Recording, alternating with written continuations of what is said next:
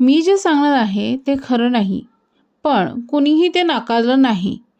आणि जेव्हा खोटं कोणी नाकारत नाही ना, तेव्हा तेच खोटं सगळ्यात भयानक असतं. मी एका ऑफिसमध्ये काम करायचे. खूप लोकं नाहीत, मोठा गोंधळ नाही, सगळं शांत. एक दिवस मी सहज बोलताना माझ्या कलिगला म्हणाले, की काल रात्री ना मला फार विचित्र असं स्वप्न पडलं. त्याने विचारलं, कसलं स्वप्न? मी हसले. म्हणाले, माझ्याबद्दलच पडलं.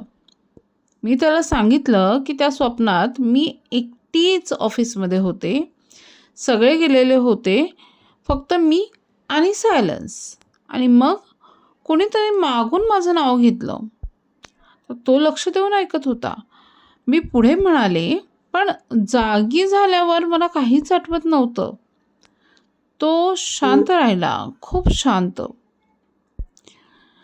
नंतर तो म्हणाला, तू हे आधीही सांगितलं होतंस. मी हसले.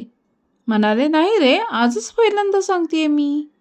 तो म्हणाला, नाही, तू गेल्या आठवड्यातही हेच सांगितलं होतंस, सेम वर्ड्स.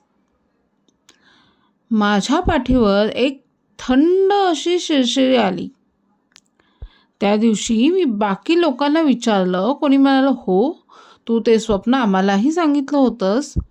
कोणी म्हणालं, आणि तेव्हा तू खूप घाबरलेली देखील होतीस. पण मला काहीच आठवत नव्हतं.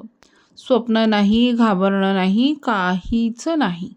त्या रात्री मी विचार करत बसले, की जर ते स्वप्न मी बनवलं होतं तर लोकांना ते कसं आठवत होतं, आणि जर ते खरंच स्वप्न होतं तर माझ्या डोक्याने ते का पुसलं.